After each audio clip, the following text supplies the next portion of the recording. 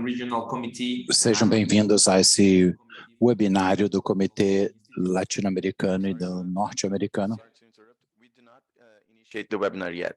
Okay. Just there's 1 minute. Okay, you tell me. Yes, just a second. Okay.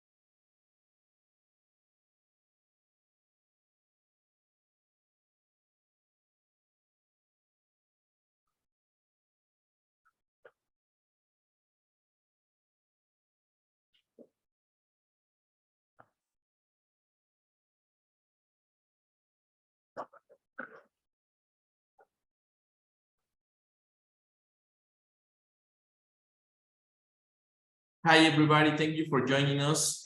Welcome to this webinar. Muito obrigado por estarem conosco no Comitê Regional da América do Norte e Latino-Americano do Instituto Internacional de Insolvência. É um prazer. A Elizabeth Phil e Alejandro Sainz, do Alejandro Sainz Advogados. Nós vamos falar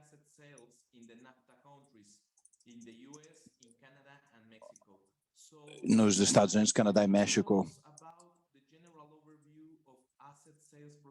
Pode falar sobre os procedimentos de venda de ativos dos Estados Unidos, por favor? Muito obrigado, Ivan, pela apresentação. Muito obrigado pelo convite. Hoje eu vou falar exatamente como é que a venda de ativos acontece no processo dos Estados Unidos. Para começar, no início da reestruturação e antes da falência de fato acontecer, as pessoas envolvidas e certos stakeholders vão mapear um caminho ótimo. O ideal é como é que vocês vão chegar do outro lado da falência. E quando considerando como melhor colocar os ativos na venda, muitos devedores confiam no 363. Os devedores muitas vezes usam esse processo para vender os ativos numa situação organizada pelo tribunal, receber os recursos e de forma rápida antes de passar por todo o processo de confirmação. E como a maioria de vocês sabem, isso às vezes pode ser difícil e consome muito tempo em todo o processo. O processo 363 é bem direto e conhecido entre os profissionais dos Estados Unidos. Primeiro, estabelecem-se as regras, aí é feita uma opção com a meta de ter os melhores preços para aquele ativo específico. Muitas vezes, a grande maioria dos ativos operacionais são colocados nesse processo ou em pedaços, ou às vezes num conjunto, como venda de tudo.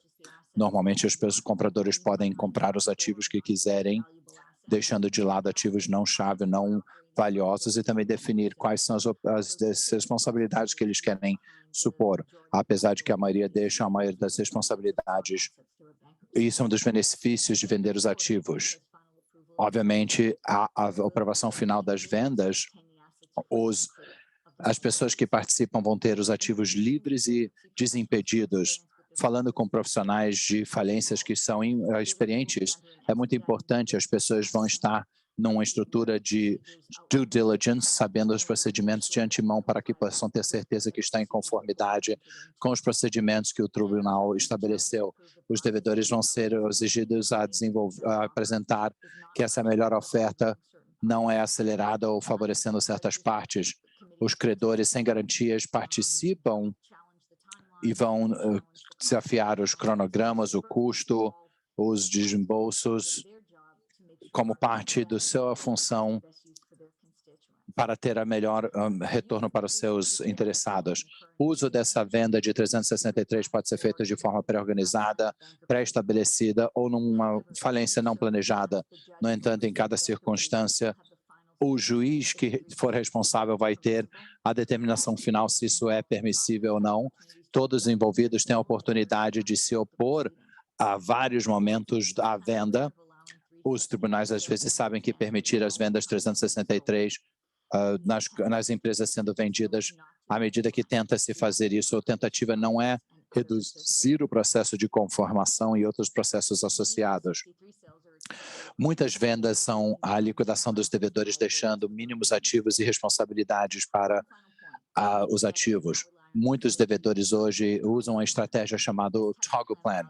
Esse tipo de plano permite que o devedor possa primeiro tentar se vender, muitas vezes, no processo 363, por algum tipo de preço mínimo, testando as águas antes do processo de venda, para saber qual poderia ser a venda. Se o preço inicial não for estabelecido, aí cai para outro plano de reestruturação, muitas vezes um swap com valores sendo assumidos por outras partes. Muito obrigado. Eu queria lembrar a todos os participantes que vocês têm acesso à tradução simultânea para o espanhol e podem ter acesso a isso na parte inferior da tela. E o que está acontecendo no Canadá nas vendas de ativos? E no Canadá temos vários procedimentos que nós podemos seguir, mas eu vou me concentrar especialmente no CCWA.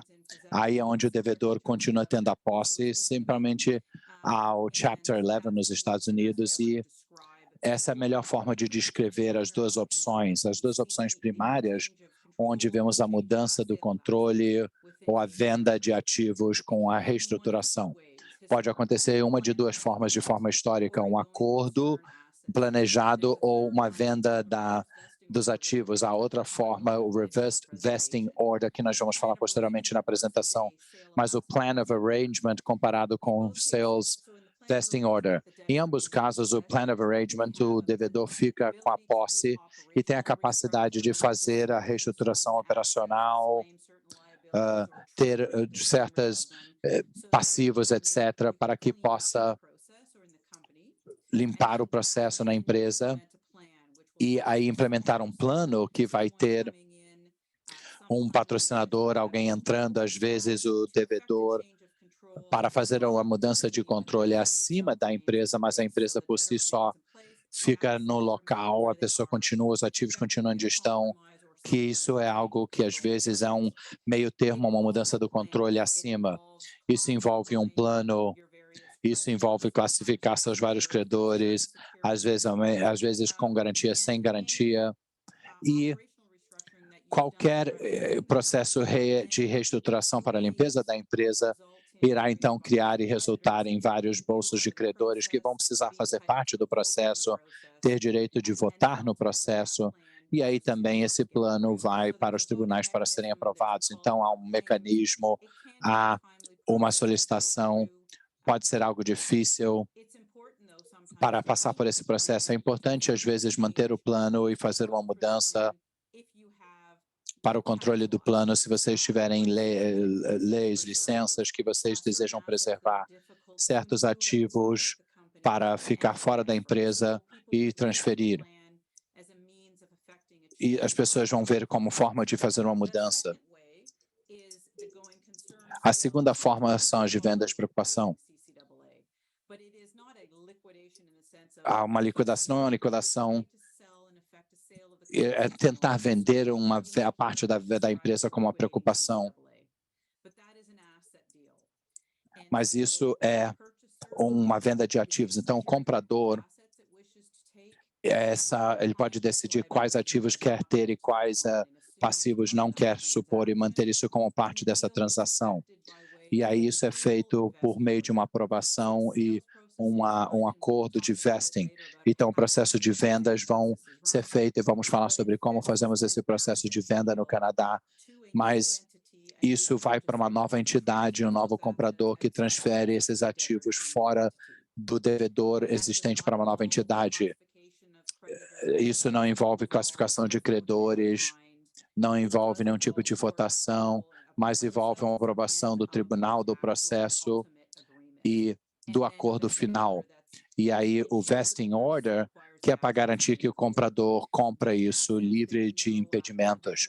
Mas nesse sentido não há nenhuma votação e muitas vezes não há nenhuma recuperação para os credores sem garantias nesses cenários, diferente de um plano de arrangement, o plan of arrangement, que pelo menos tem algo disponível para cada categoria de credores. Então essas são as duas opções que existem no Canadá, o plan of arrangement e liquidating CCAA. Alejandro, o que está acontecendo no México? Sim, muito obrigado, Ivan, e muito obrigado ao III pelo convite. Eu queria fornecer a vocês uma análise geral do que está acontecendo no México, e aí no segundo momento eu vou entrar em mais detalhes no processo para obter isso. No México, nós temos na nossa lei um processo específico para continuar com a venda dos ativos. A venda dos ativos pode acontecer em várias situações. Durante o estágio de conciliação, que é semelhante ao processo do Chapter 11 nos Estados Unidos, isso é basicamente a meta que nós temos de manter a empresa funcionando em linha com o nosso plano de estruturação. Podemos continuar com a venda dos ativos ou através de uma venda específica fora do plano, que basicamente serve para identificar um ativo e o acordo que é feito nessa situação é um meio de conseguir a liquidez e assim temos que seguir um processo específico para poder ter uma aprovação do tribunal na venda específica de certos ativos não chave como parte do caminho normal do processo. No entanto, também é possível incorporar o plano de reestruturação. A venda dos ativos também pode ser a solução para obter recursos, para fazer os pagamentos, para reconhecer os credores. Se isso for parte do plano, obviamente é preciso respeitar as águas e os diferentes tipos de credores. Semelhante aos Estados Unidos e Canadá, nós temos diferentes classes de credores. Então, é preciso observar essa alocação de acordo com o plano.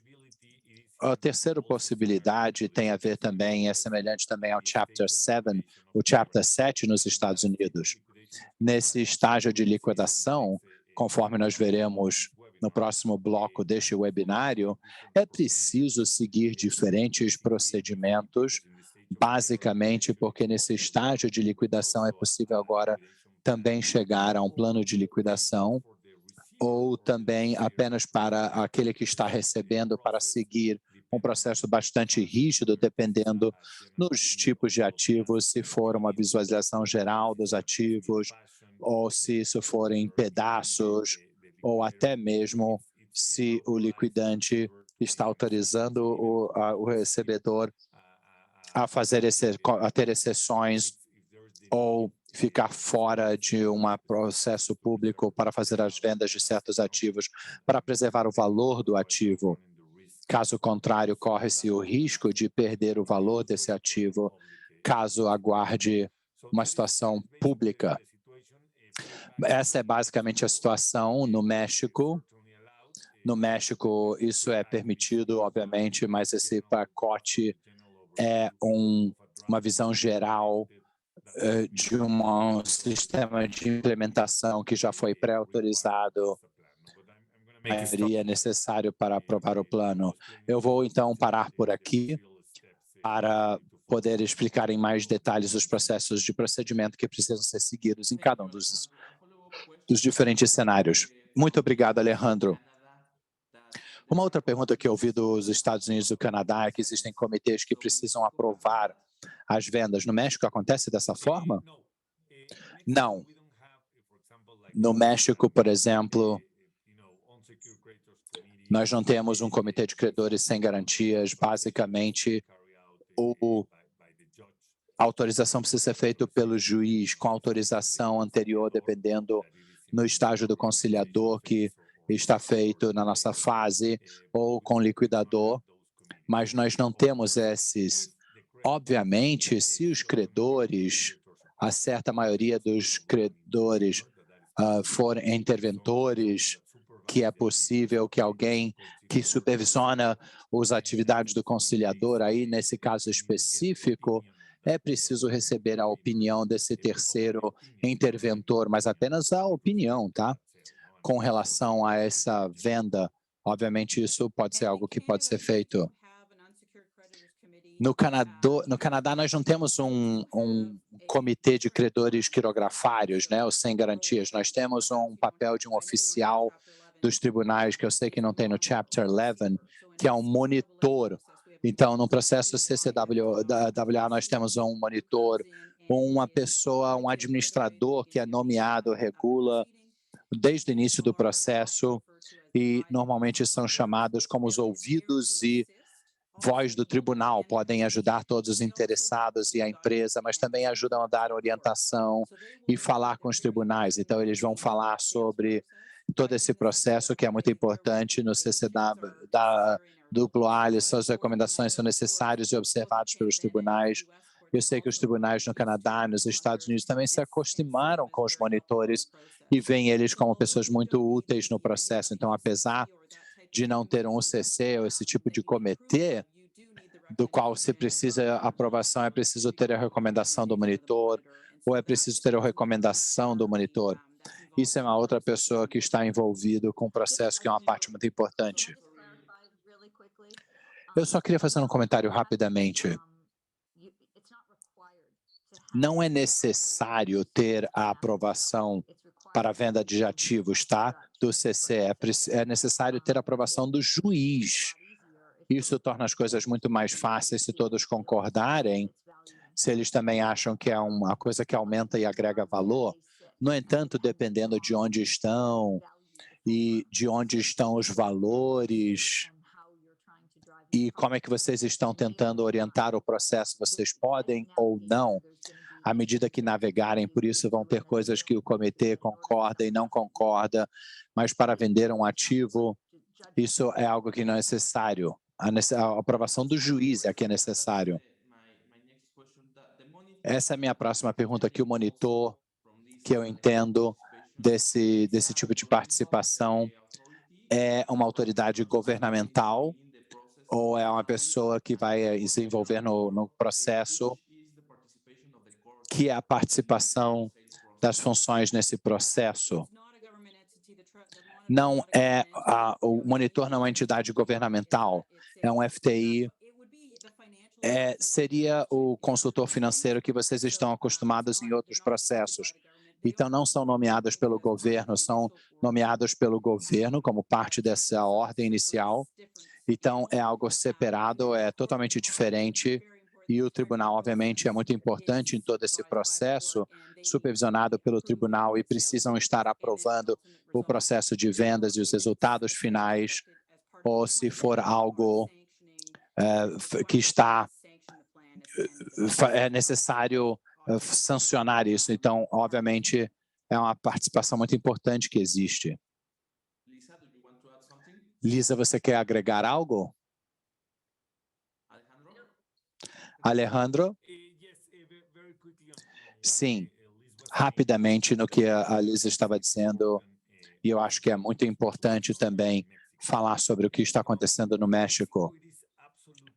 No México é interno, obviamente, a empresa que identifica a necessidade de liquidez e, com certeza, fazer um processo interno com a ajuda das suas fontes, operando os conselheiros financeiros para identificar aqueles ativos como um principal objetivo que poderia estar sujeito a uma venda. A situação é que é preciso ter um apoio e um valor de pré-venda para poder apoiar essa venda, para evitar a objeção de terceiros. No final, o devedor está no meio de uma liquidez com apoio das pessoas envolvidas na reestruturação desse ativo, mas aí é preciso ter o apoio do conciliador, que é uma pessoa que está ajudando o juiz, que faz parte das funções administrativas que supervisionam e interagem com o concurso reports ou no estágio de quebra. E aí, nessa situação, os tribunais precisam aprovar ou pelo menos não se opor. Mas para evitar a objeção com relação ao preço, obviamente é importante dar apoio ao valor dessa venda, pois isso não é uma liquidação plena na visão pública, mas apenas quando se precisa da liquidez para dar apoio a esses valores. Muito bem, Lisa. Eu acredito que nos Estados Unidos existe muito desenvolvimento nessa área. O 363, esse artigo, é usado em todas as partes do mundo como um exemplo. Você poderia entrar no processo que precisa ser mantido ou falar um pouco mais sobre isso, por favor? Sim. Quando pensamos na venda de ativos num Chapter 11 nos Estados Unidos, pensamos quem controla, quem orienta o processo.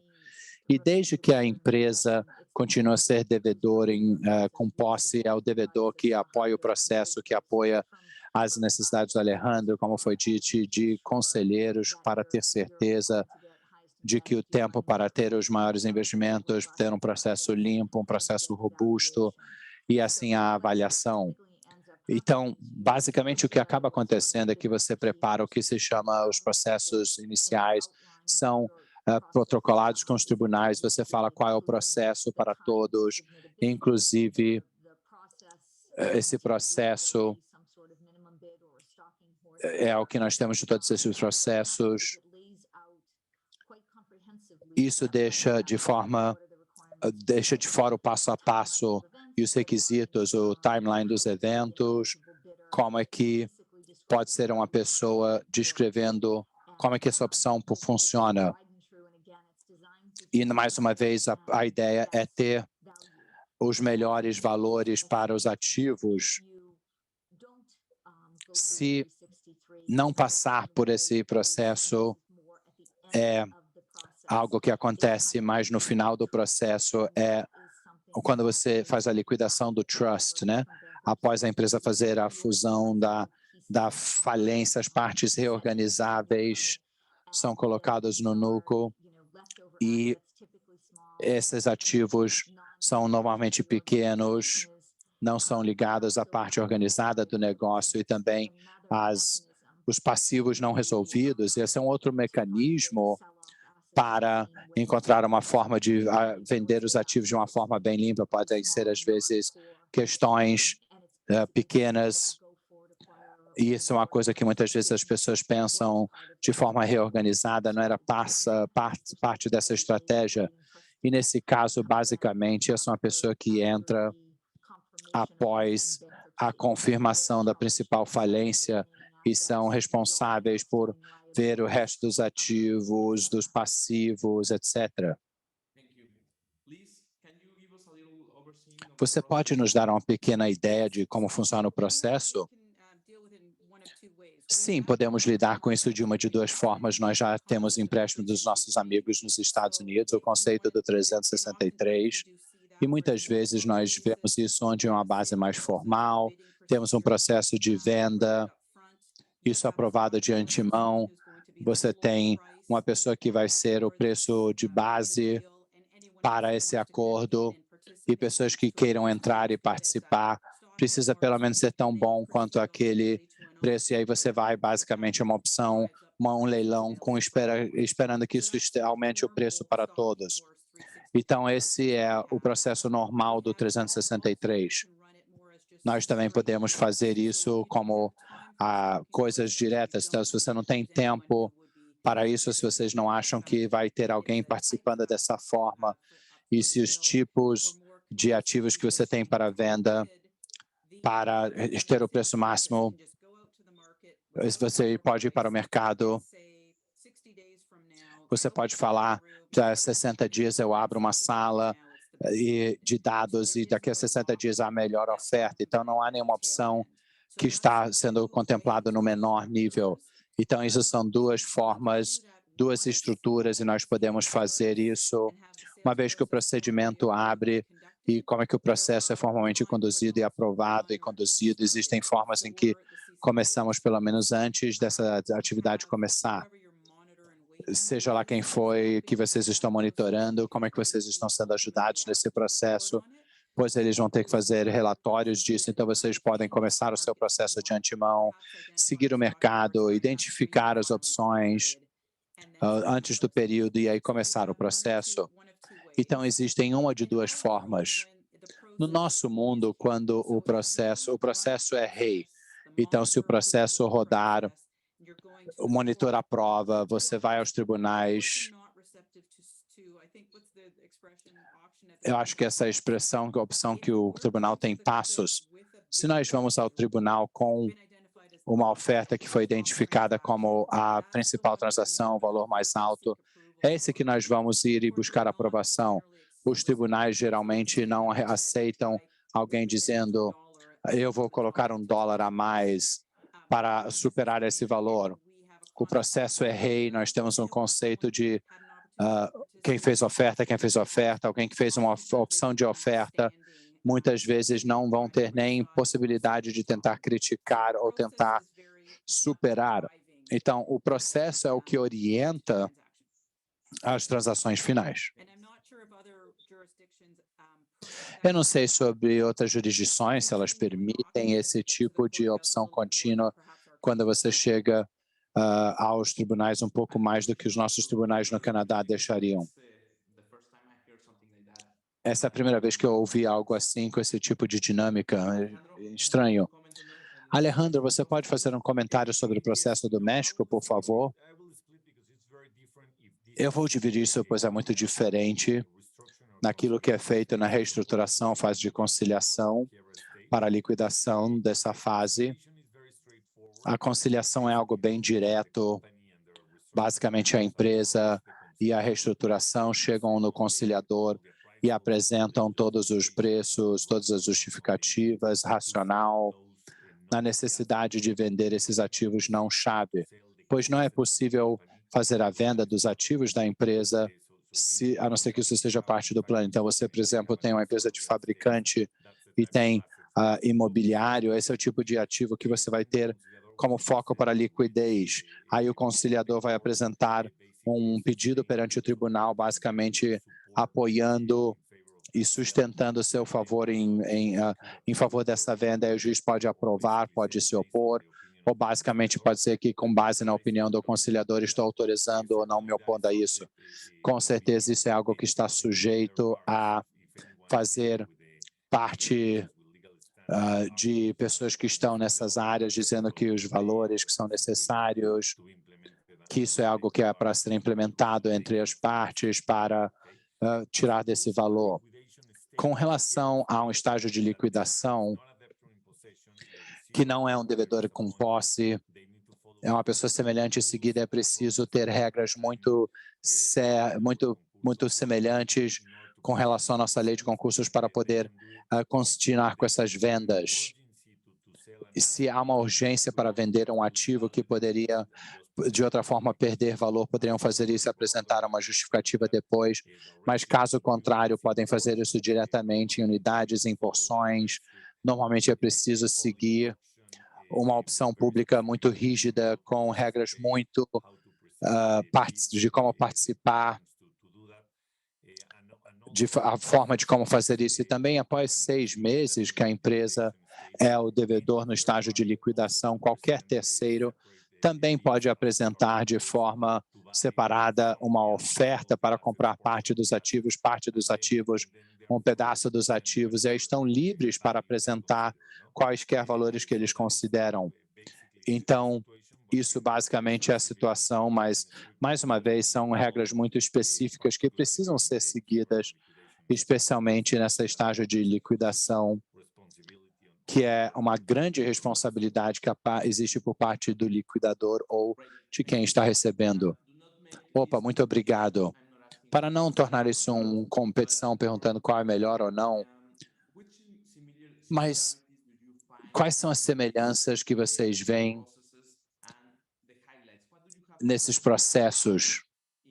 O que vocês precisam tomar cuidado quando vocês vão para a venda de ativos nessas jurisdições? Lisa, você quer começar?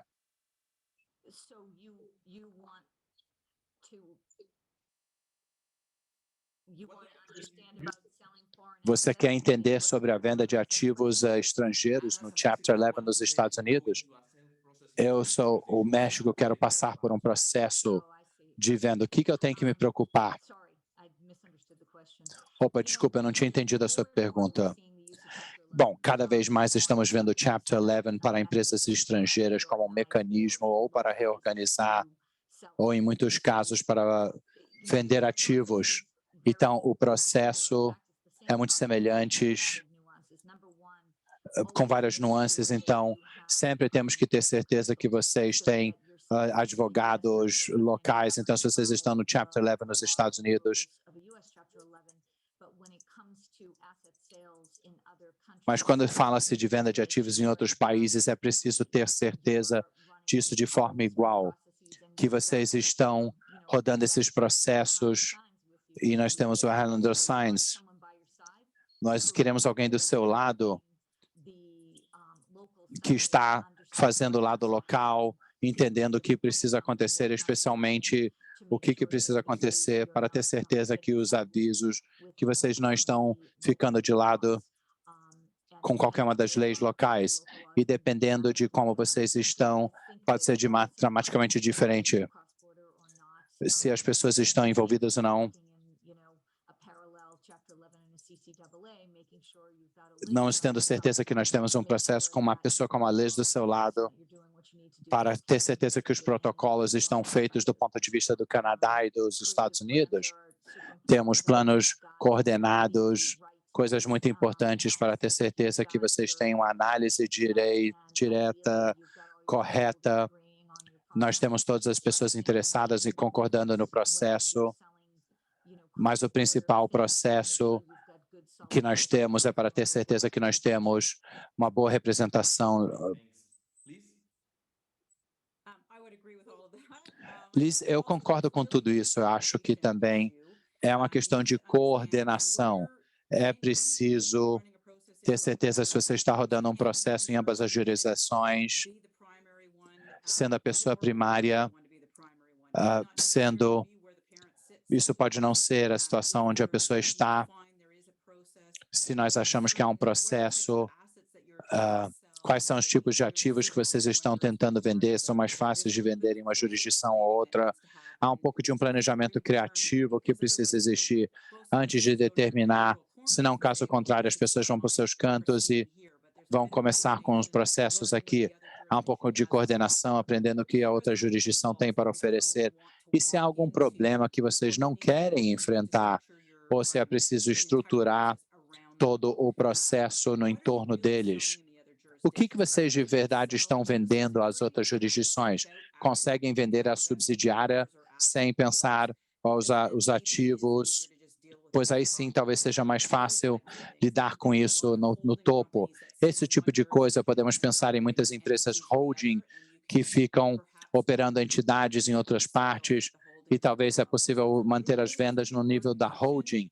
Então, na realidade, é uma questão de coordenação, aprender um pouco mais sobre outra jurisdição e ter certeza que, como um todo, pode-se ter algo o mais rápido possível, pois tendo em vista o custo que pode continuar a escalar, lidando com dois processos diferentes e enfrentando os problemas que existem ao longo do caminho. Alejandro, por favor. Eu diria que não existe nenhuma resposta certa para isso, pois depende nessa situação específica do devedor, dos tipos de atividades que existem, credores, atividades, especialmente onde é que esses ativos que serão sujeitos à venda, onde eles estão localizados. Então, eu diria que, na minha opinião, da perspectiva mexicana, vocês não vão tomar uma decisão de onde reestruturar nos potenciais futuros de venda de ativos, a não ser, obviamente, que como parte do plano, o plano de reorganização vai fazer a venda de todos os ativos. Então, mesmo se for uma empresa mexicana e tem uma operação enorme nos Estados Unidos, no Canadá, com certeza vocês irão seguir o conselheiro local e podem talvez promover como um mexicano para um Chapter 11 nos Estados Unidos ou processo semelhante no Canadá. Mas caso contrário, se você já tem um procedimento no México, vocês podem usar um Chapter 15 para fazer um melhor reconhecimento dessa venda de ativos ou se está fora do que acontece no Chapter 15, uma situação semelhante ao Canadá, no reconhecimento de um procedimento de insolvência no exterior. Então, dependendo, no caso específico, nem todas as empresas mexicanas possuem os recursos e o tamanho para ser funcionários num Chapter 11, e mais uma vez, dependendo do tamanho, pois se os ativos estão localizados no México e são ativos imobiliários, é preciso saber que estão seguindo essas regras estritas e específicas para fazer uma venda, documentá-las no México, sujeitas às leis mexicanas, não estando isso. Então, se nós não temos nenhuma estrutura de Chapter 11, se quiser fazer uma venda de um ativo como parte de um Chapter 11 no México, é preciso observar, dependendo dos tipos de ativos, todas as regras, regulamentações e requisitos. O nosso tempo está acabando. Vocês querem fazer algum comentário rápido? Algum de vocês? Não? Muito obrigado. Desculpa por nós não termos muito tempo. Foi um grande prazer ouvi-los. Em nome da Triple I, muito obrigado pela sua participação e nos vemos mais uma vez no futuro. Muito obrigado a todos. Obrigada, obrigado.